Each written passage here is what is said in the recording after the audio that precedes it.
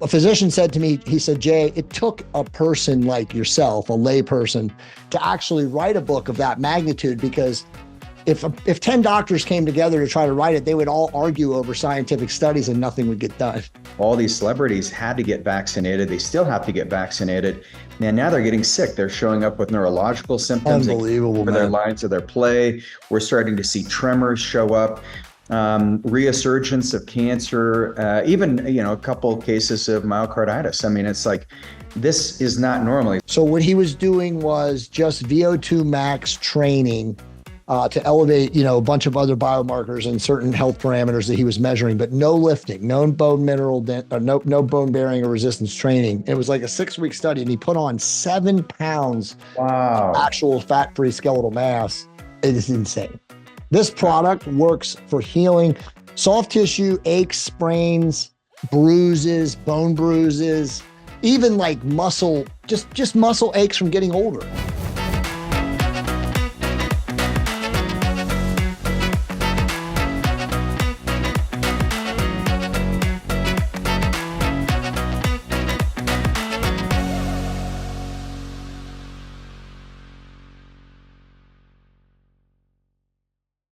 Hey everybody, Regan Archibald here, and I've got Jay Campbell back to share some of the new insights on peptides, functional medicine, just everything longevity-based and consciousness-based. Because Jay, him and his wife Monica, we got to enjoy having them out at the clinic last month, and I said, Jay, let's dive into the podcast, do another podcast interview, because there's a lot of new things that are going on in the world today.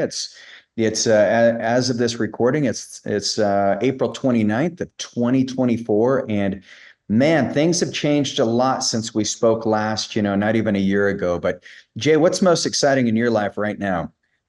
Man, first off, it's an honor to be back, man. Good to see you, Regan, as always. And again, thank you for treating me and Monica at your amazing clinic out there in Utah. We had a really awesome time. We were just coming from Vegas, March Madness, so it was like the perfect opportunity to recharge. But man, as I was telling you off air, I think we're in a very interesting world right now, because it's society, I think, for the most part, is bifurcating. There's people that are technically in resonance, living in an abundance mentality, a prosperous mentality. And then there's the people that are, connected to the daily soap operas of whatever the narrative is in the news, whether it's on the internet or television or radio or wherever people get their news. And they're, pretty much in what I call the doom and gloom spiral. That everything is about what might go wrong or what is going wrong. And for people like you and I, dude, like, we're only in the place of like, hey man, the glass is completely half full. Yeah. Biotechnology is exploding. Peptides, bioregulators, all these amazing things are happening for people. And we're on the up and up, and things, like, as I told you, and I know it's the same for you, could not be better. I mean, I really, I have so many people that want to work with me, so many people that want to invest and do different things. And so it's like, I've never been in a place with more abundance in my life. And it's mind blowing too, right? Because if you look around and you do get caught up, and obviously you and I don't pay attention to it, but every now and then people send us social media links. Sure. Yep. And you click on it and it's like, oh God, I wish I didn't go into that. But it's like, there is a lot of crazy stuff happening out in the world right now, but you can't focus on that. All you obviously can focus on is what you can control, which is your vibration, right? And the people in your, extended family and circle. And so that's where my focus is. And so all I can say is that I've never been in a place of more abundance and prosperity than in my life than right now. Yeah, well, I'd have to second that. And some of the new breakthroughs, I mean, we've got all these cool potential with AI. I mean, with any new invention, you're going to have some challenges, and people are going to have to change the way they're looking at things. But, one thing I've always appreciated about you is you approach life with a different set of rules. You say, okay, well, how can we use this to our benefit? And how can I be the best version of myself to use the new technology or use new medicine to really benefit the people that you serve? And so one of the things that you've done is you've created peptide courses, you've created courses on hormones, and you've had a lot of criticism in your developments and in your evolution. But what are some of the hardest setbacks that you've had to overcome, in the last, decade, or even in the last year, when it comes to, more peptides or, the new medicine? Well, so I think for me as a non-physician, now obviously, because a lot of people don't know this, I do have a background in molecular biology, right? So I, did get a minor in that in college. My major was international relations. And then I was like a lot of guys, very self-studious in my 20s and early 30s. Like I tell a lot of people that my 20s did not consist of ever going out. My 20s consisted of me reading PubMed and Medline and whatever I had access to back in the early days of the internet, reading studies and like learning about bioenergetics and learning about hormones and experimenting with peptides. I mean, again, as maybe some of the people in your audience don't, but I started using therapeutic peptides through research companies in 2004. Yeah. Right. And it was just a fringe thing. And there was really not a lot of science. I mean, there was some science, which is kind of crazy, but like it was tough to find it.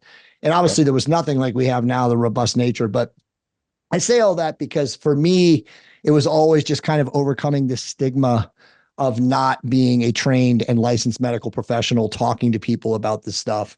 And that I was obviously a very big hurdle to overcome initially when I first started writing my books, like back in 2014 through 2018. But thankfully, the medical profession, especially in the functional side of things, is very open-minded and very progressive. And they were like, "Dude, you're smart. You know your stuff. You cite, Yeah. research and stuff like that. You clearly know your stuff." So most of the people on that side of the fence embraced me. And, it's just been a runaway roller coaster ever since then. And obviously, I've also been blessed to make amazing friends such as yourself, very visionary leaders in the clinical space and medical space. So, in a lot of different ways, I think that not being a physician has actually allowed me the opportunity to expand and grow in ways that I couldn't have if I was, because as you know, doctors are sometimes handheld, either by, some alphabet agency or big pharma or the Yeah. FDA or something. And so they can't ever really come together and be really maverick and really novel in what they want to write about, because at some point that, they get paid on not saying some of those things. So it's a different, coexistence when you're a physician. And I think the best quote that I ever received was when I wrote my book, the TOT Bible, which is still the number one selling book of all time on therapeutic hormones. A physician said to me, he said, "Jay, it took a person like yourself, a lay person, to actually write a book of that magnitude, because if 10 doctors came together to try to write it, they would all argue over scientific studies and nothing would get done." Because Yeah. one guy would be point, counterpoint, point, counterpoint, and then it would never be written. He said, so it took you overcoming the inertia of clinical medicine to write it, because you didn't have a foot in the game and you didn't really care, right? You were just presenting what you had experienced for 20 years and then also what you were able to study.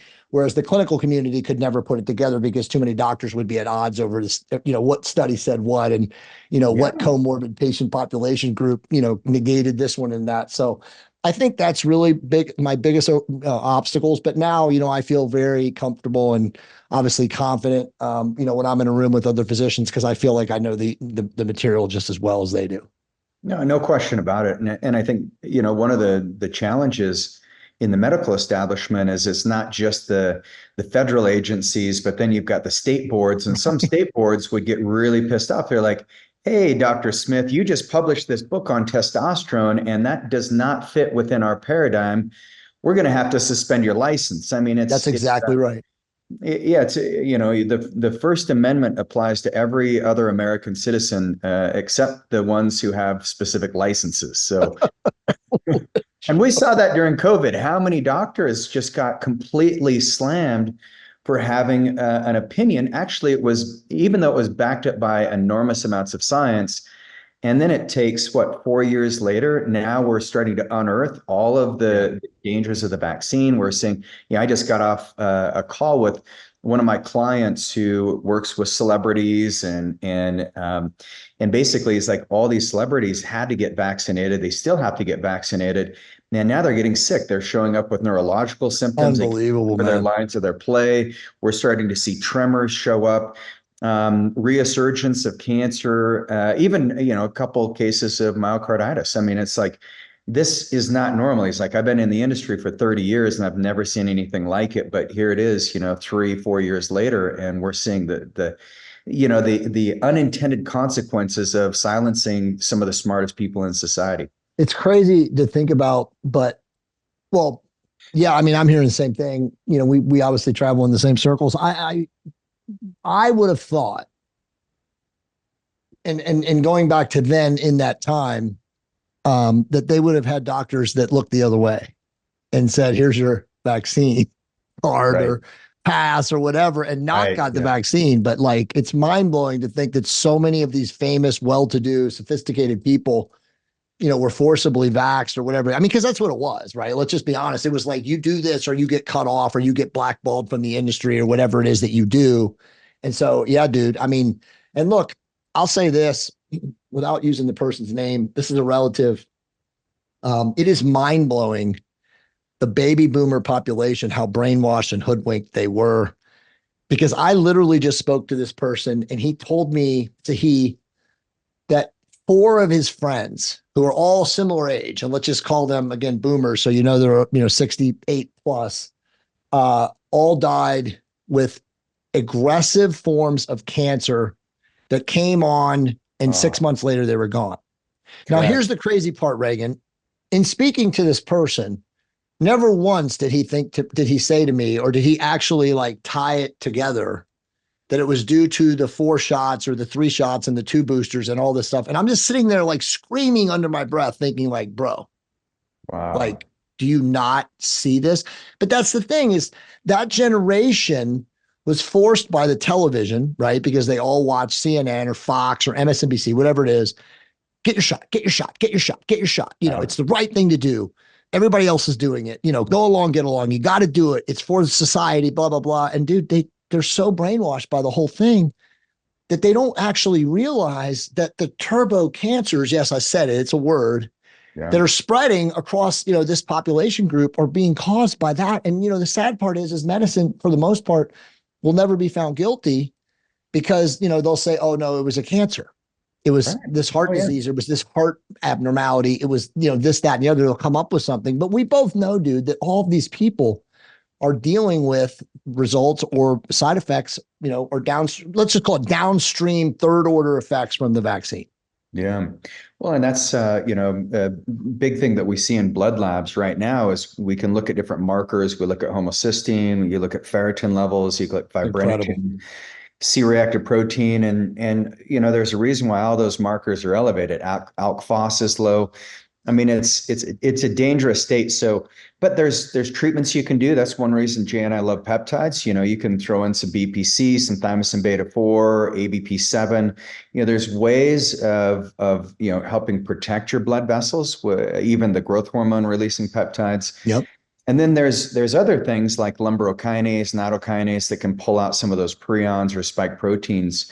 What else are you finding is effective on your side of the fence for some of the vax injured folks? Well, so I'm glad you brought up nattokinase, but I've known about nattokinase for a long time. There was actually a guy in the bro world, Dante Trudell. That's not his real name. That's his pen name that he uses on the internet. But he was talking about nattokinase improving lipids and hematocrit and hemoglobin literally 10 years ago. But Okay.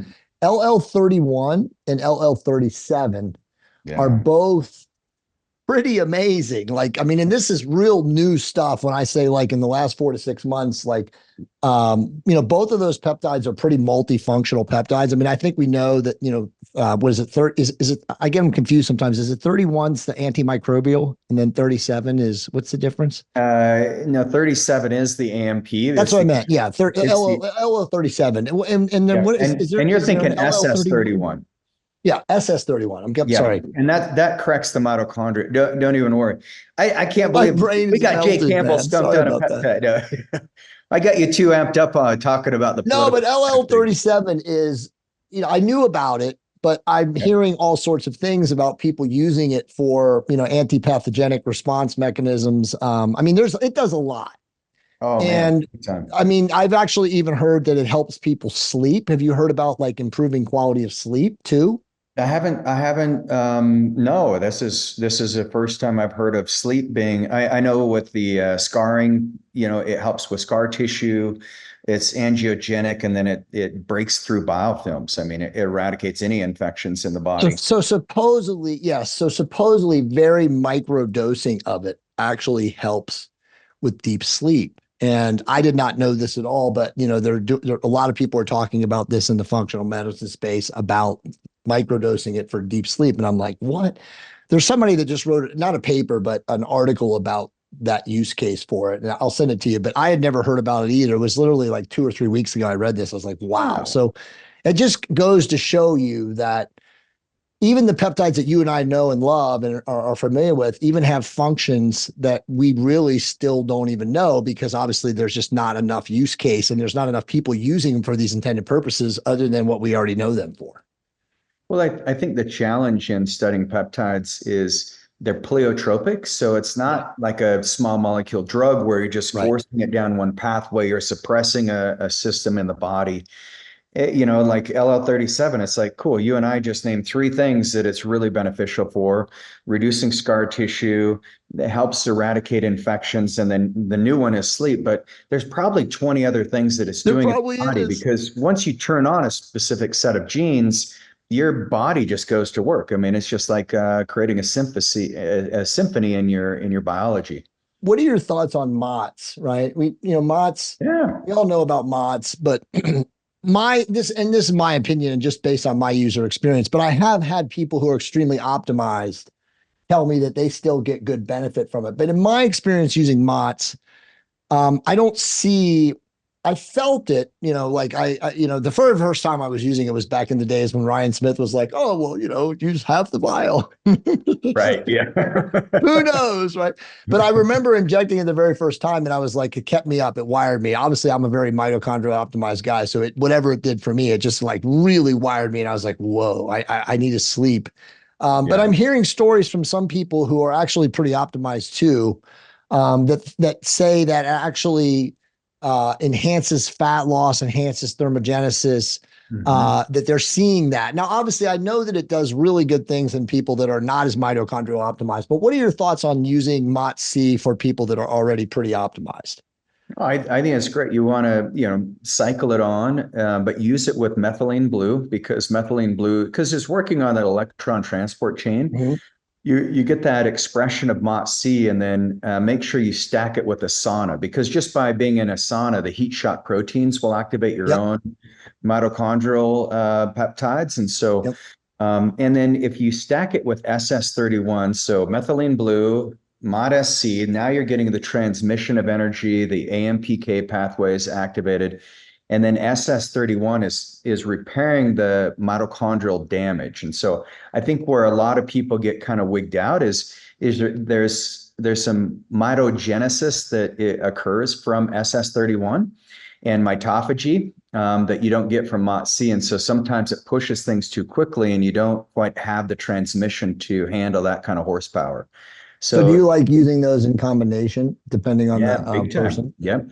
Because all 3 of those are working on a different part of the pathway, but they work synergistically. And if you want to add in like a little bit of NAD for the sirtuin activation, that can help too. So yeah, that's what I find for optimized humans. You've got to have the SS31 on the back end. How do you for NAD right now, like how do you like dosing it? There's so many different ways, people talk about patches, there's the powders, Dr. Shi has his little NAD powder. But and obviously there's injectable formulations too, but like what is your favorite way to dose NAD these days? I mean, the precursors are really good orally, some nicotinamide riboside. I like the RG3 Synapse and the nasal spray. But then I also like just doing a subcutaneous injection of a microdose.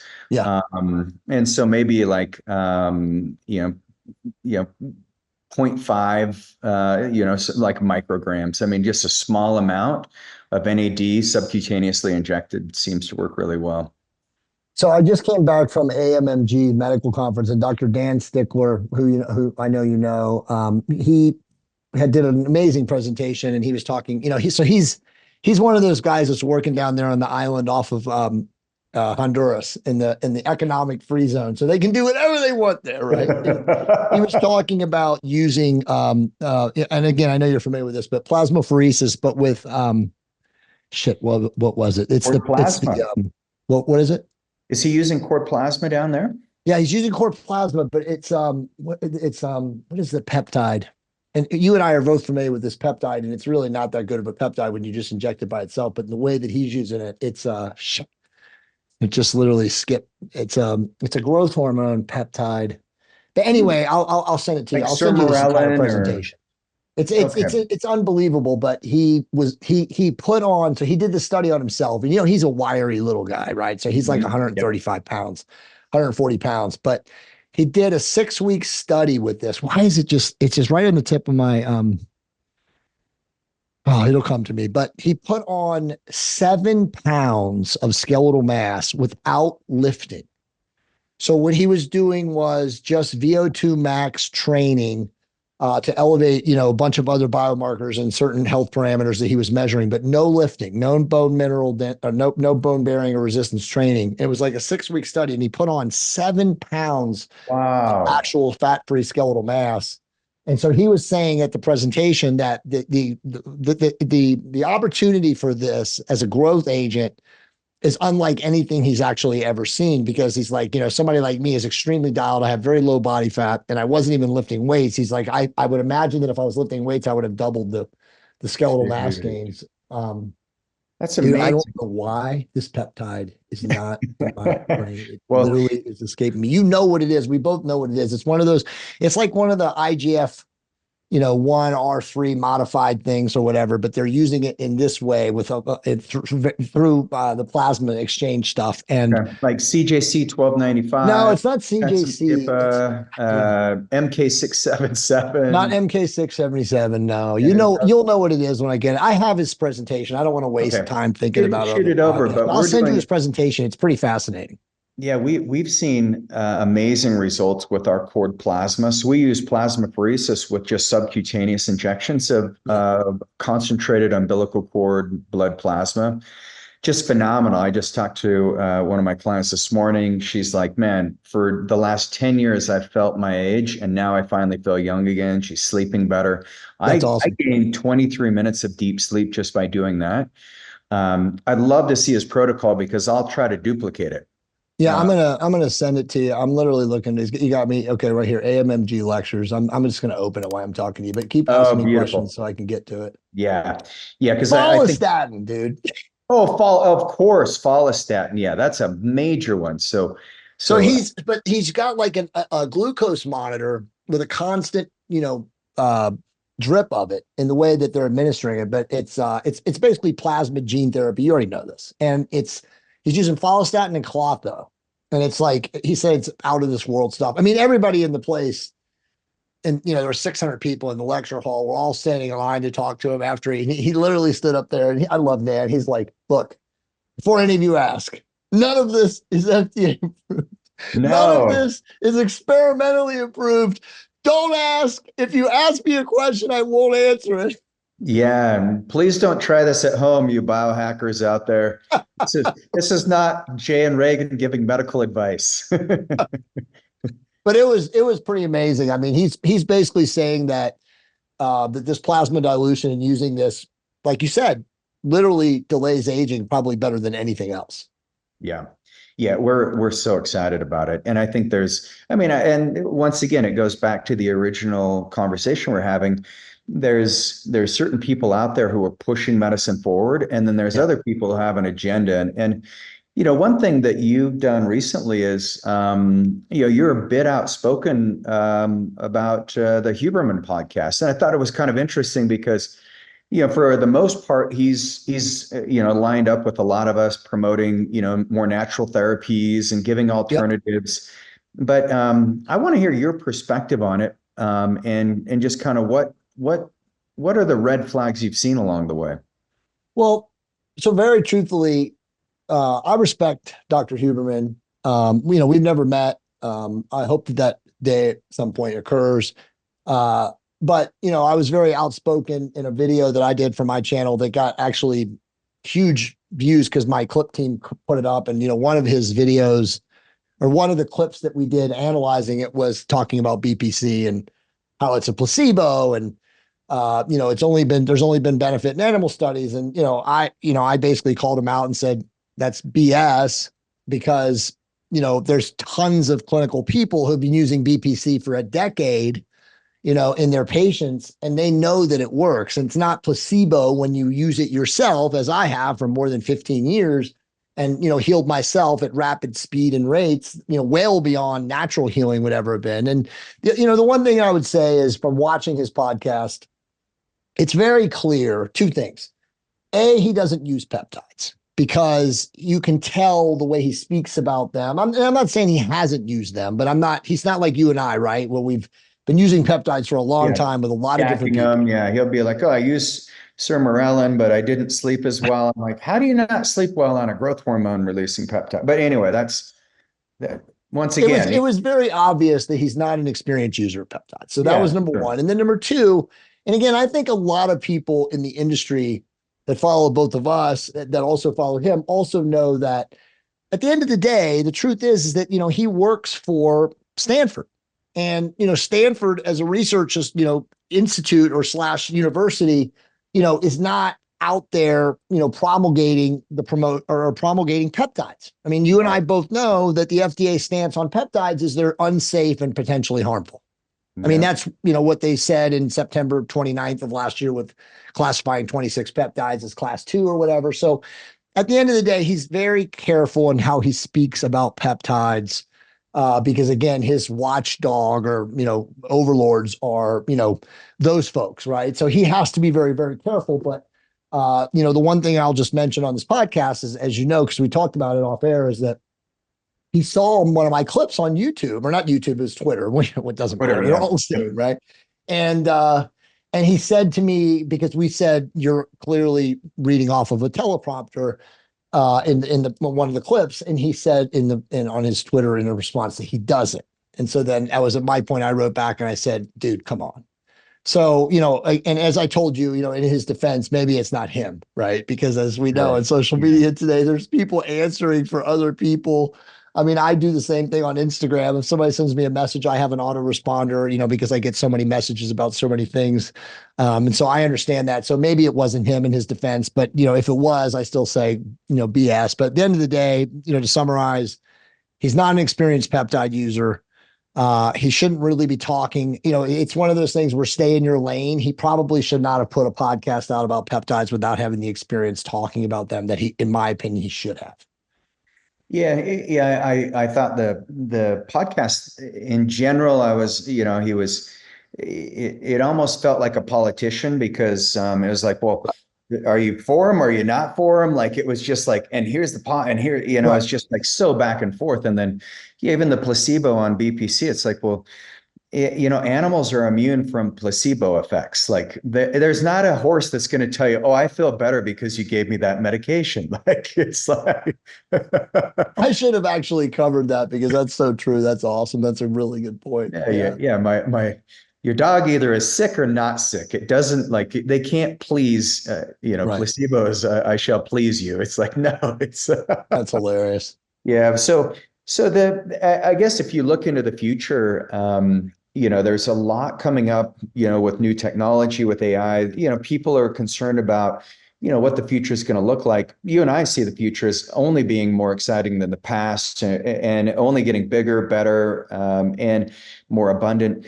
But what are some of the big things that you see coming down the pipeline from, peptide perspective or regenerative medicine? I mean, you talked about Dr. Stickler. I think that's a big thing coming up, the cord plasma exchange. But what else are you seeing? I think personally, bioregulators are the new frontier. I think that, as more and more of them get out into the mainstream, I think the good news about bioregulators that you and I didn't talk about last time, and nobody has, so I'll just put it out there right now, is right now, the GRAS, the U.S. Food and Drug Association, associates them as supplements. Yeah. Right. Yeah, so it's like that is a huge win for the population because they don't see them as drugs / biological agents that may have side effects or systemic issues or blah, blah, blah, like they do peptides and stem cells and exosomes and plasma gene therapy. These are totally separate. So I personally think that as the Russian situation in Ukraine, settles and smooths out. And I think, from a historical purpose, I think, the audience deserves to know this. Dr. Cavinson died in December, right? And since he died, his son has taken over the quote unquote bioregulator empire. And and I don't know this person, and this is not speculation, but just hearsay from other people who do and work with him.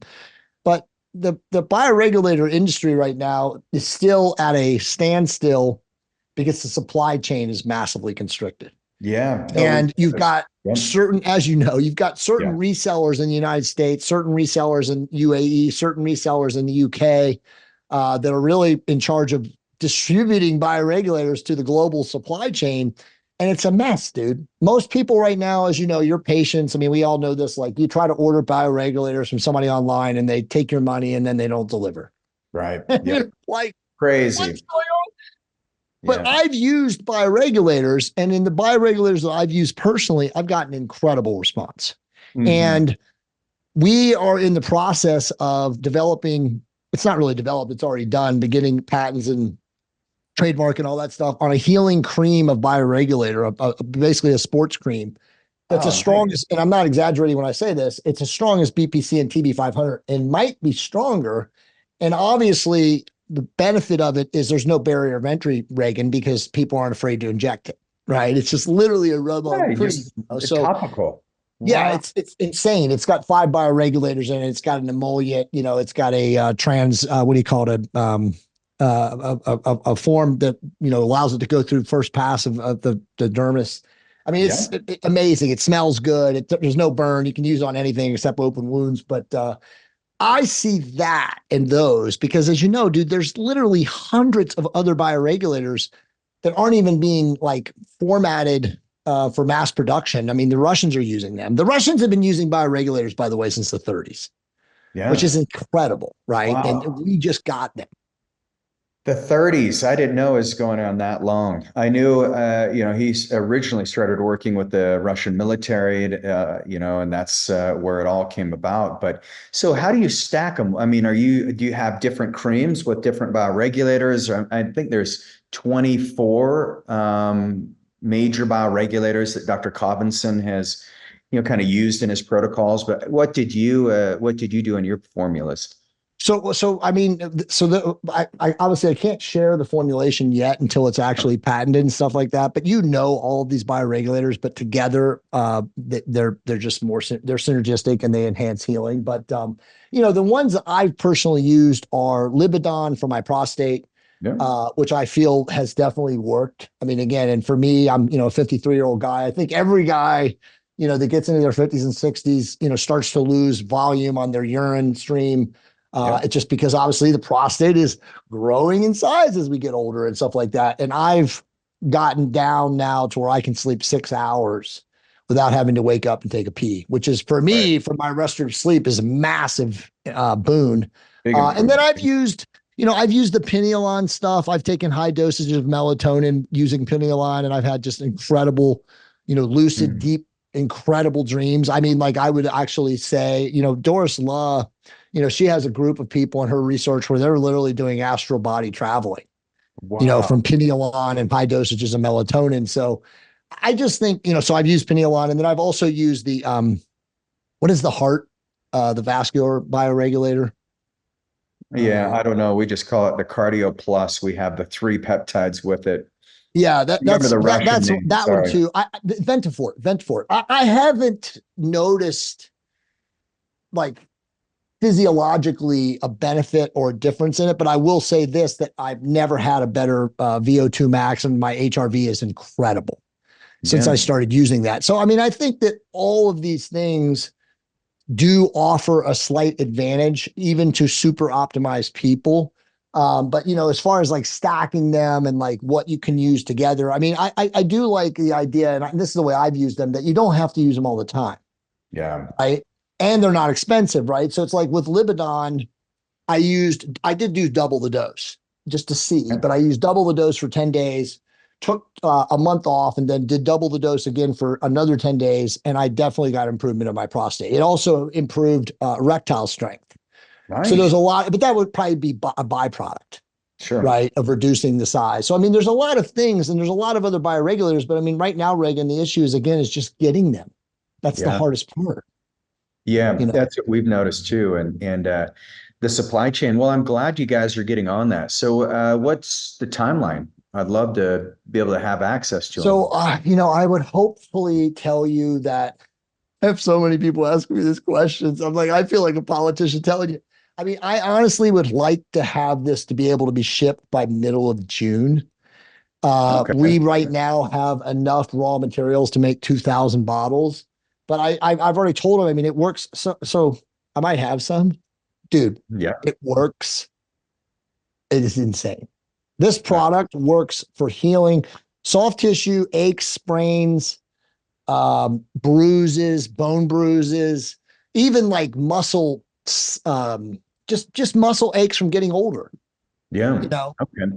rubbing in, and it's no exaggeration, 30 to 45 minutes, like less pain. And healing starts immediately, like within 24 to 36 hours. I mean, I literally, no exaggeration, about a month ago, was leg pressing, and I don't lift heavy anymore these days. But when you go, you're like, oh, I'm gonna do one more rep, Yep. and then you feel it go, and you're like, oh, Yep. I You tweaked it, overdid it. dude. Right in my knee too, right in my right side of my patellar tendon, and I rubbed this stuff in, and I swear to God, in 2 days it was gone. Wow. That's Yeah. awesome. So I mean, it's a very powerful. And again, I don't want people to think it's like anyone who's used a high bolus of BPC and TB500 knows how fast the healing is with that. Yeah. That's what this is like. But I personally think, and again, it's psychological or psychogenic or whatever, I think you notice this faster because you feel it. And it might be somewhat placebo, might be somewhat just manifested, but you're putting it into the skin or to the actual localized area, and you just feel it regenerating. And there's also like, it's not a pain anesthetizer or whatever, but you actually just feel inflammation suppression really fast. Jeez. Well, It's well done. amazing stuff. It sounds great. I mean, and especially if you've got the capabilities. I mean, they're so small. Just for those of you who don't know, a bioregulator is usually 5 amino acid chains or fewer. Most of them are like 3, Yep. and they're just structured in a certain shape. But that way, it makes sense to do it transdermally because it's easy to absorb. It's not a bigger molecule. Exactly. BPC 157, our mutual friend, Dr. Buzz Korth, he's made one, but you have to use iontophoresis on Yeah. it. Yeah.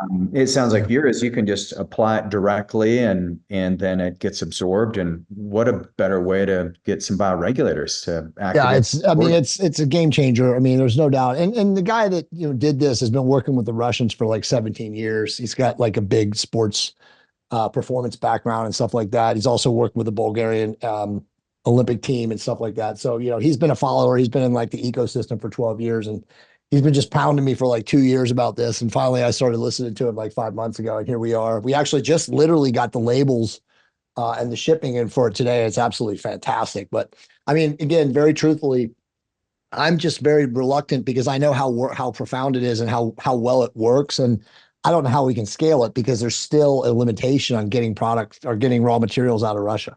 That's the issue. I mean, like I said, we have enough right now for 1,300 vials now and 2,000 total. And that's like all of the raw materials that were available to make those vials of these bioregulators till who knows. Man. And if Well, you speak to anybody right now who's in the bioregulating manufacturing, and there are some people, for Garmonia, they'll tell you that they don't even know their supply chain. yeah. Well, why can't we get some new manufacturers of the bioregulators?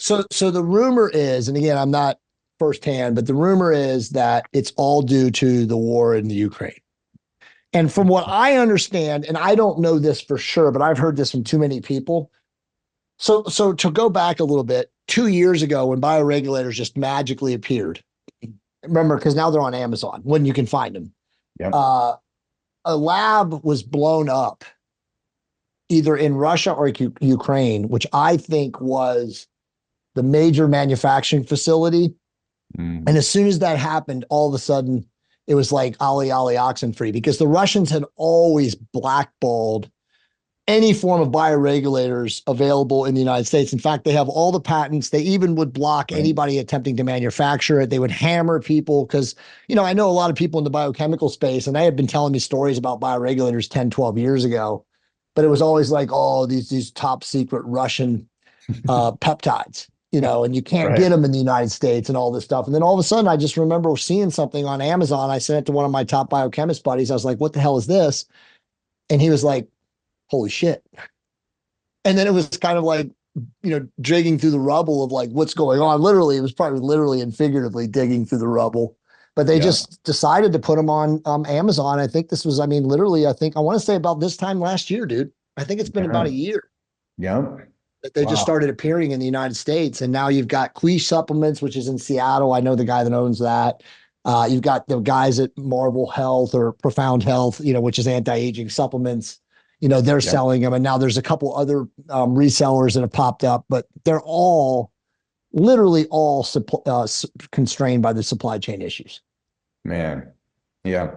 Well, I appreciate you doing the work to get that out. And by the way, everyone who's listening to this, check back and we'll make sure that, if this is, mid-June, July 24, then we should be, hopefully we can be carrying it. So yeah, for sure, dude. And you'll be like the first person that I call, like when I realize that we have supply, cool. to get it to you. Cause obviously we'll build a giant wholesale, team distribution fix. I'm not kidding you. I think it's $1 billion product. I know that's a very outlandish statement, but it works better than anything. And as you know, dude, there's no barrier of entry.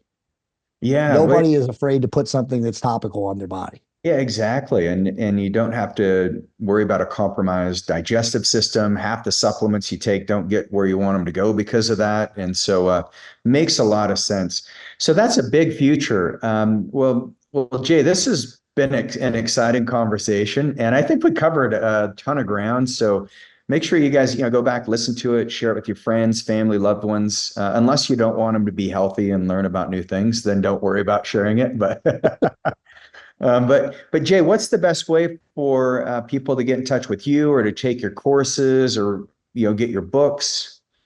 For sure. A couple ways.